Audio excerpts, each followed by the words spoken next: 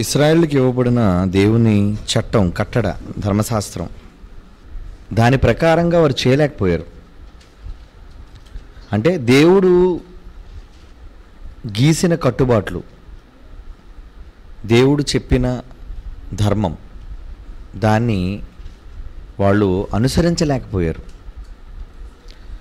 అది వారి దోషం, ఇచ్చిన దేవుని దోషం కాదు. కానీ వారు చేయలేకపోవడం అనేది వారు చేసుకున్న స్వయంకృత అపరాధం. దాన్ని ఎవరికి నిందించడానికి వీలు లేదు. ఒక మంచిని చేయకపోవటం అనేది మనిషి తప్పు. ఎందుకోనండి దొంగతనం చేయకుండా ఉండలేకపోతున్నానండి అంటే అదేంటది? దొంగతనం చేయకుండా ఉండలేకపోతున్నాను అంటే ఎందుకో కత్తి పట్టుకుని పొడవకుండా ఉండలేకపోతున్నానంటే అది నిన్ను నువ్వు ధర్మశాస్త్రానుగుణంగా లేదా చట్టానుగుణంగా కంట్రోల్ చేసుకోలేకపోతున్నావు. అంటే ఖచ్చితంగా ఎదుటి మనిషిని నువ్వు దాడి చేసి చంపేయాలా? ఖచ్చితంగా నువ్వు దాడి చేసి చంపేయాలా? నీలో ఉన్న మంచి ఏమైపోయింది? చేయకూడదు అన్న మంచి ఏమైంది? ఇది మనిషి తాలూకా నైజం. కనుక ఒక మంచి దేవుడు చెప్పిన ఆ మంచి చేయకపోవడం అనేది మనిషి చేసే తప్పు. అతని బలహీనత కారణం అవ్వచ్చు, లేదా దేవుని మీద అతనుకున్న నమ్మకం లేకపోవచ్చు. ఇలా రకరకాల కారణాలు ఇవన్నీ. ఒక మనిషి మేలు చేయకుండా పోవడానికి గల కారణం దేవుని మాట వినకపోవటమే. అలాగని చెడు చేయనివాడు మంచి చేసేవాడని కాదు. చెడు చేయనివాడు మంచి చేసేవాడని కాదు. నాకు తాగుడు అలవాటు లేదండి, అయితే నీకు చెడు అలవాటు లేదు, మరి మంచి ఎందుకు లేదు? నీలో మంచి ఎందుకు లేదు? ఒక చెడును చేయటం లేదు. చెడు చేయనివాడు మంచివాడా? మంచి చేసేవాడు మంచివాడా? ఒక చెడు చేయనివాడు మంచి చేసేవాడు కాలేడు. కనుక ఇక్కడ ఇశ్రాయేలీయులు దేవుడు చెప్పిన మంచి చేయలేకపోయారు అంటే చెడు చేస్తున్నట్టే కదా. మంచిని చేయని వాళ్ళు చెడుని చేస్తున్నారంటే దేవుని ఆజ్ఞను మీరటమే, దేవుని ఉపదేశాన్ని వ్యతిరేకించటమే. అందుకే ఏమన్నాడు? 10వ వచనం, ధర్మశాస్త్రము విధించిన క్రియలకు సంబంధులందరూ శాపమునకులోనే ఉన్నారు చేయకపోవటం వల్ల. వాళ్ళు చేయలేకపోయారు కనుక వాళ్ళు శాపానికి లోనయ్యారు. మరి ధర్మశాస్త్ర గ్రంథంలో ఏమని వ్రాయబడింది? ధర్మశాస్త్ర గ్రంథమందు వ్రాయబడిన విధులన్నీ చేయుట యందు నిలకడగా ఉండని ప్రతివాడు. నిలకడగా అంటే దాన్ని చేయటంలో చాలా స్టాండర్డ్గా ఉండాలి.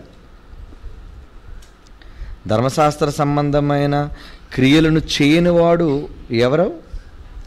శాపగ్రస్తుడు అన్నాడు. వ్రాయబడిందా? అవును, వ్రాయబడి ఉంది. ద్వితీయోపదేశకాండం 27వ అధ్యాయం 26, 27వ అధ్యాయం 26వ వచనం చదవండి. ఈ విధికి సంబంధించిన వాక్యములను గైకొనకపోవుట వలన వాటిని స్థిరపరిచిన వాడు శాపగ్రస్తుడని చెప్పగా ప్రజలందరూ ఆమేన్ అనాలి. అంటే దేవుడు రాయించిన ధర్మశాస్త్రాన్ని ఎవరైతే తృణీకరిస్తారో, ఎవరైతే దాన్ని చేయకుండా ఉంటారో వాళ్ళెవరు? శాపగ్రస్తులు. అనగా ప్రజలందరూ ఆమేన్, అవును, కన్ఫర్మ్, ఒప్పుకున్నారు. దీని విధులను గైకోకపోతే మీరు ఏమవ్వాలి చెప్పండి? శాపగ్రస్తుడు, ఆమేన్, అవును. అంటే ఇశ్రాయేలు అందరూ ఒప్పుకున్నారు దాన్ని. చేయకపోతే నేరగాళ్లే, చేయకపోతే శాపగ్రస్తులే చెప్పాడు ఆ మాట. కనుక ధర్మశాస్త్రంలో రాయబడి ఉన్నది ఏమని? చేయనివాడు నేరస్తుడు. ఇర్మియా గ్రంథం 11వ అధ్యాయం 3వ వచనం చూడండి. ఇర్మియా గ్రంథం 11వ అధ్యాయం 3వ వచనం. ఇర్మియా 11:3. ఇశ్రాయేలు దేవుడని యెహోవా సెలవిచ్చినదేమనగా, ఈ నిబంధన వాక్యములను విననొల్లని వాడు శాపగ్రస్తుడు.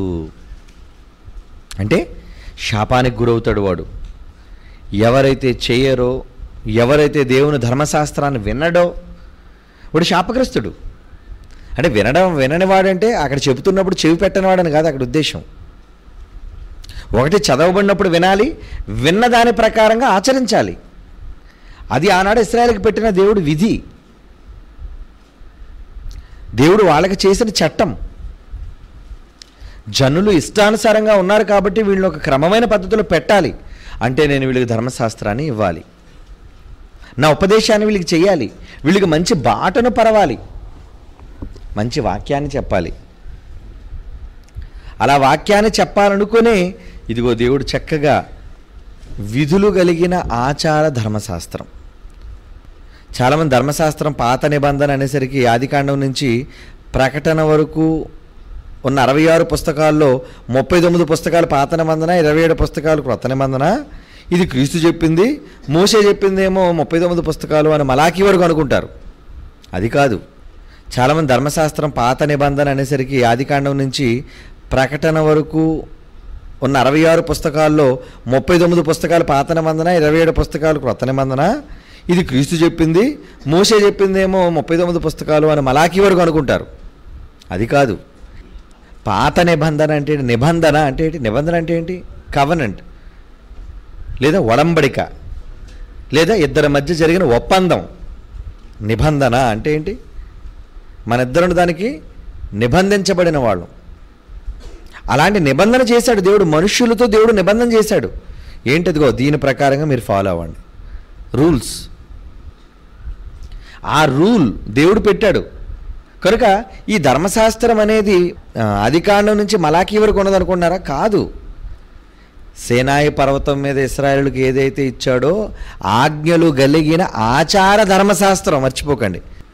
సేనాయి పర్వతం మీద ఇశ్రాయేలుకి ఏదైతే ఇచ్చాడో ఆజ్ఞలు కలిగిన ఆచార ధర్మశాస్త్రం, మర్చిపోకండి. సేనాయి పర్వతం మీద ఇశ్రాయేలుకి ఏదైతే ఇచ్చాడో ఆజ్ఞలు కలిగిన ఆచార ధర్మశాస్త్రం, మర్చిపోకండి. ధర్మశాస్త్రం కొట్టివేయబడింది, ధర్మశాస్త్రం తీసివేయబడింది.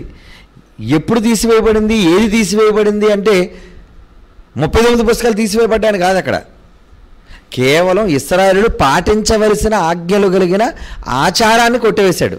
కేవలం ఇశ్రాయేలులు పాటించవలసిన ఆజ్ఞలు కలిగిన ఆచారాన్ని కొట్టివేశాడు. లేవీకాండం అంతా చదివితే మొత్తం అంతా ఆచార ధర్మశాస్త్రం కనబడుతుంది. అందులో ఇశ్రాయేలులు ఏం చేయాలి, ఏం పాటించాలి, ఏం కట్టాలి, ఏం తినాలి, ఇవన్నీ కూడా లేవీకాండంలో సవివరంగా మొత్తం అంతా దేవుడు రాయించాడు. కనుక ఇశ్రాయేలుకు ఒకనాడు పాటించమని ఇచ్చిన ధర్మశాస్త్రం అది. దానిని నిర్మూలన చేశాడు. తర్వాత ఆ ధర్మశాస్త్రాన్ని తీసివేశాడు.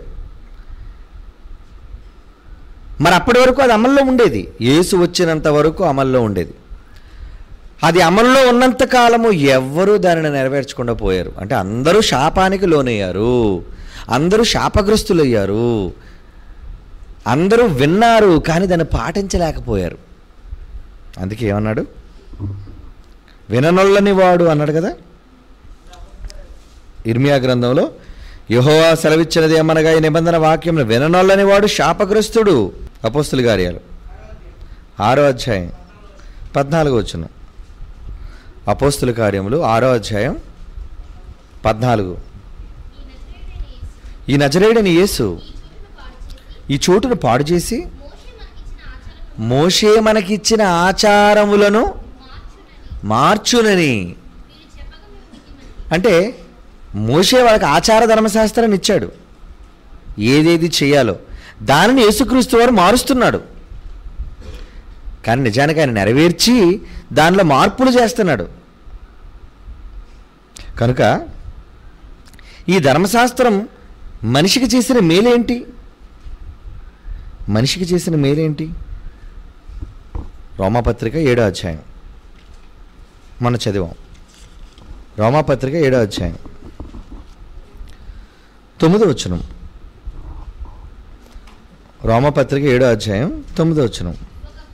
ఒకప్పుడు నేను ధర్మశాస్త్రము లేకుండా జీవించుచుంటిని, కానీ ఆజ్ఞ వచ్చినప్పుడు పాపమునకు మరలా జీవం వచ్చెను.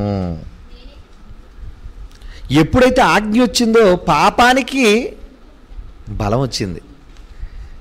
పండు తినొద్దు అని అనబట్టే కదా సాతానుగాడు అయితే తినమని నేను చెప్తాను అన్నది. ఒక దేవుడే ఒక నియమాన్ని పెట్టలేదు అనుకోండి, నువ్వు ఏ పండు తిన్నా పర్వాలేదు నాయన అని ఆదాముతో అన్నాడు అనుకోండి, ఇంకా సైతాను వచ్చి చేసేదేముంది, చెప్పేదేముంది? దేవుడు అన్ని పళ్ళు తినేమన్నాడు, సైతాన్ వచ్చింది వచ్చి ఏం చెప్తుంది? ఇది కొన్ని తినొద్దని చెప్తుందా? అన్ని దేవుడు తినమన్నాడుగా. అన్ని తినమన్నప్పుడు తినొద్దని ఇది చెప్పడంలో ఉపయోగం ఏముంది?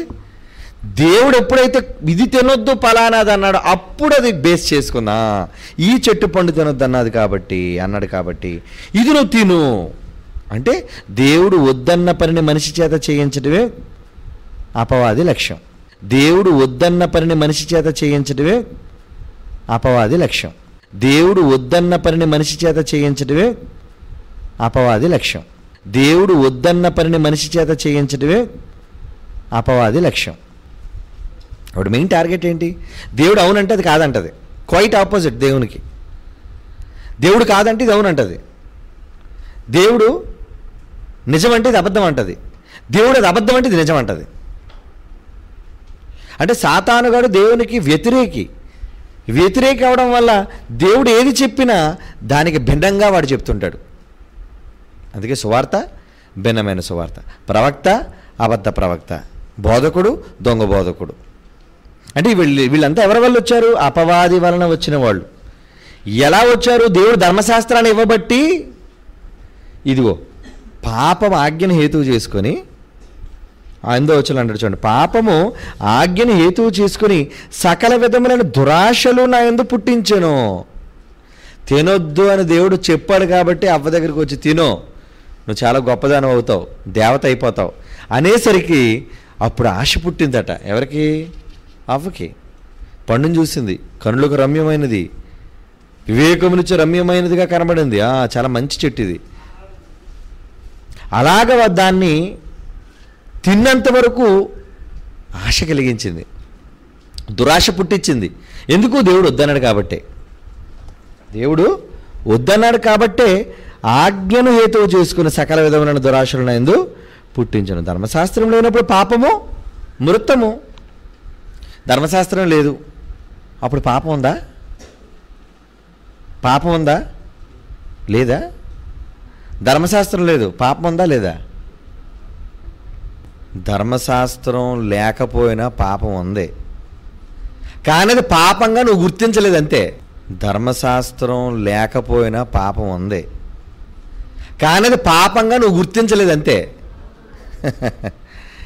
ధర్మశాస్త్రం వచ్చి పాపాన్ని పాపంగా ఐడెంటిఫై చేసింది. ఇదిగో ఇది పాపము చెప్పింది, లేదా నీకు పాపం అని తెలీదు.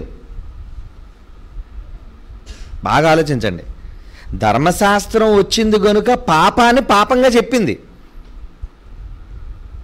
మైక్రోస్కోప్ వచ్చిన తర్వాత సూక్ష్మక్రిములను చూపించింది.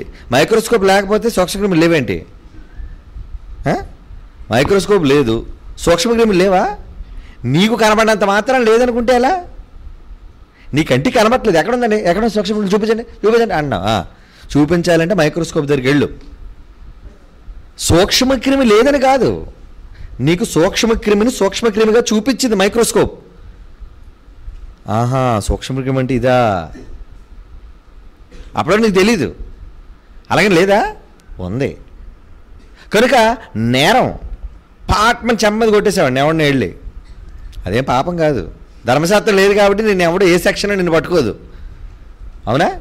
పళ్ళు ఊడిపోయి, కుడి చెమ్మది కొట్టేసరికి దవడ పళ్ళు అన్నీ ఊడిపోయి, అప్పుడు ఏం చేస్తాడు? వీడు వెళ్ళిపోవడం. ఈ చేతనైతే ఆడుకో ఒక దవడ మీద ఒక పళ్ళు తంతాడు, కొడతాడు.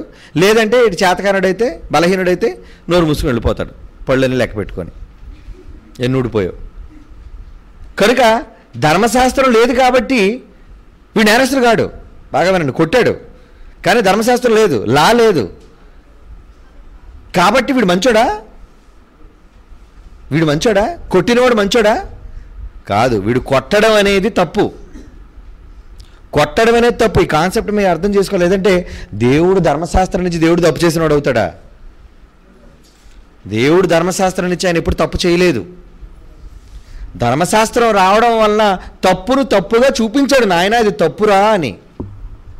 ఒకళ్ళని చెప్పకపోతే తప్పును కూడా ఒప్పనుకుంటావు నువ్వు. ఒక నేరం చేసి కూడా ఇదేం నేరం ఏం కాదు, అసలు నేరం ఏంటిది, నేరం అనే దానికి అర్థం తెలియదు అడిగి.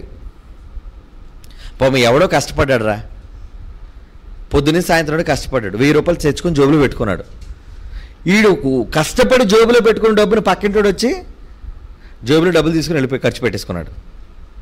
అప్పుడు వీడు అడుగుతాడు వచ్చి, నేను ఉదయం నుంచి కష్టపడ్డాను రా, ఈ డబ్బులు నావి, నువ్వు తీసుకెళ్ళిపోయావేంటి? తీసుకెళ్ళి నేను వాడుకున్నాను. ఒరే తప్పురా అంటే, ఎక్కడ తప్పేంటి చెప్పుకో, ఎవరితో చెప్పుకో అన్నాడు. అప్పుడు ఎవరితో చెప్తాడు? చట్టం అనేది ఒకటి ఉంటే, న్యాయం అనేది ఒకటి ఉంటే అప్పుడు ఏం ఆలోచిస్తారు?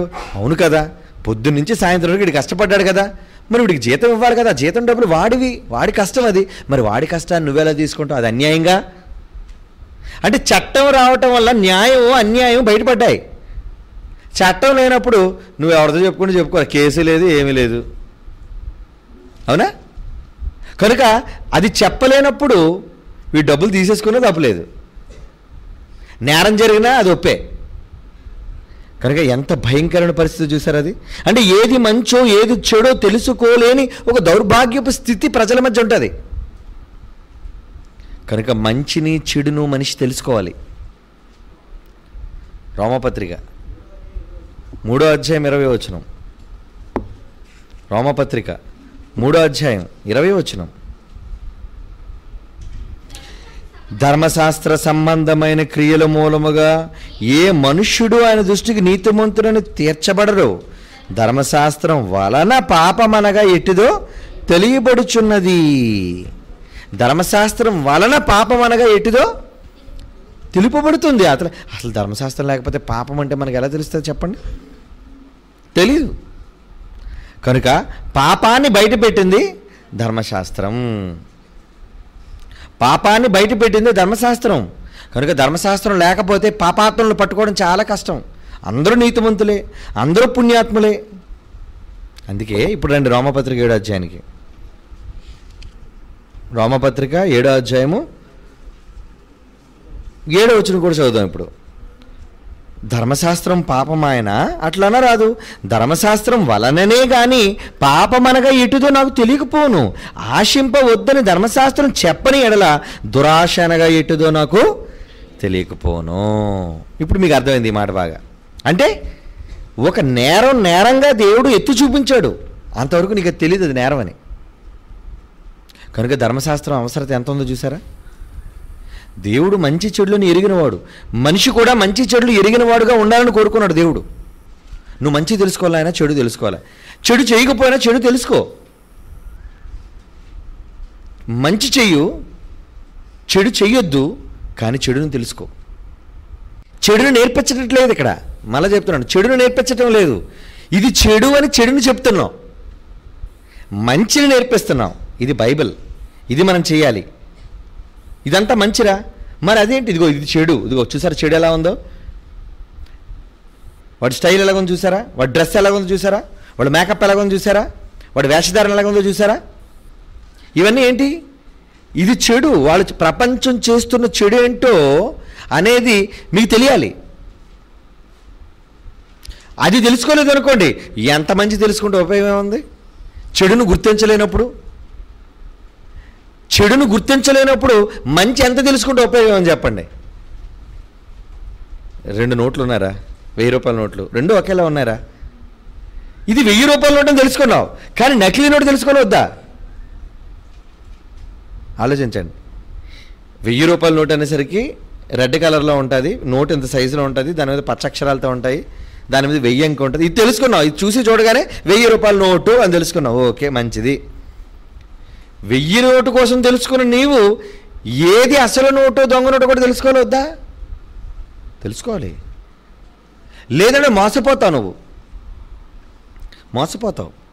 మంచిని తెలుసుకోవడం ఎంత అవసరమో బాగా వినండి, మంచిని తెలుసుకోవడం ఎంత అవసరమో చెడును గూర్చి అవగాహన కలిగి ఉండటం కూడా అంతే అవసరం. అందుకే దేవుడు బైబిల్లో మంచి చెడులను రాయించాడు. మంచిని చెప్పాడు, ఇది చెడు ఇది చేయకండి అని చెప్పాడు. చాలామంది బుర్ర తక్కువ వేధవులు అంటారు, బైబిల్ మంచిది కదండి, చెడు ఎందుకండి రాయబడింది బైబిల్లో అంటాడు. అవునా? చెడు ఎందుకండి రాయబడింది బైబిల్లో? ఎందుకు రాశాడో వాడికి తెలియదు, కాన్సెప్ట్ తెలియలేదు. వేదోకి ఎంత సబ్జెక్ట్ ఆడికి ఎక్కడది? ఇంత జ్ఞానం, ఇంత అవగాహన వాడికి ఏముంది తెలుసుకోవడం కోసం? కనుక వాడు సింపుల్గా బ్లంట్గా చెప్తాడు ఏమని, బైబిల్లో ఒక పవిత్ర గ్రంథం అయినప్పుడు, ఒక పవిత్ర గ్రంథమైన బైబిల్లో ఇలాంటి చెడు సందర్భాలు రాయబడొచ్చా? అదేగా సెమినార్లో నేను చెప్పాను. ఎప్పటివరకు ఎవడు చెప్పలేదు ఎందుకు రాయబడ్డావు అని. ఎవడని చెప్పాడు ఎక్స్ప్లెనేషను? బైబిల్లో చెడు సందర్భాలు ఎందుకోసం రాయబడ్డని ఎవడైనా చెప్పాడా? ఒకవేళ బోధకుడైనా అటు జోలికి వెళ్ళడు ఉన్నా. నేను ఆ రోజు చూపించిన హెజ్కేలు గ్రంథంలో కానీ పరమగీతాల్లో కానీ కొన్ని సందర్భాలు బైబిల్లో ఎందుకు రాయించాడు దేవుడు? చెడును గూర్చి నీకు పరిజ్ఞానం ఉండాలి. నేను మంచిగా తెలుసుకుంటానంటే చెడుతో నాకు సంబంధం లేదంటే, నువ్వు మంచిగా తెలుసుకుంటే చెడు కూడా మంచి అనుకుంటాను, చెడు తెలుసుకోకపోతే. చెడును గూర్చి జ్ఞానం నీకు లేకపోతే చూసే ప్రతిదీ మంచి అనుకుంటావు నువ్వు. కనుక ఆ తేడాను నువ్వు గమనించాలి. బైబిల్లో అంగాల కోసం వర్ణన ఏంటండి? వాళ్ళు చేసే బ్యాడ్ సందర్భాలు కూడా ఎందుకంటే రాయబడ్డాయి. ఒక కోడలు, ఒక వేశ్య, ఒక వ్యభిచారం, ఒక నరహత్య, ఒక దొంగతనం, ఒక అక్రమ సంబంధం, వీటన్నిటి కోసం బైబిల్లో దేవుడు ఎందుకు మెన్షన్ చేశాడు? పవిత్ర గ్రంథమైన బైబిల్లో ఇవన్నీ ఎందుకు రాయబడ్డాయి? ఆడికి ఏం తెలుసు ఎందుకు రాయబడ్డాయో? అంటే దేవుని మాటలలో ఎప్పుడు మంచే ఉండాలి, సద్బోధే ఉండాలి, మంచి మాటలే ఉండాలి, చెడ్డ మాటలు ఉండకూడదు.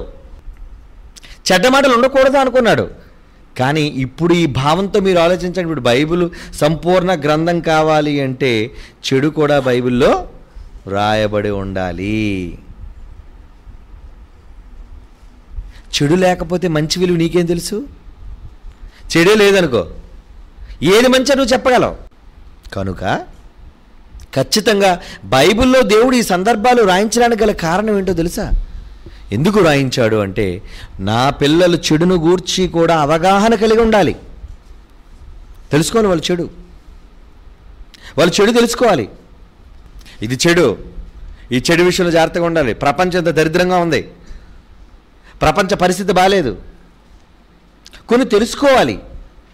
ఆ వీడియోస్ మనం చూస్తున్నప్పుడు అయ్యో వీడికి పిచ్చి పట్టింది, ఆసమ్ వీడియోస్ అని.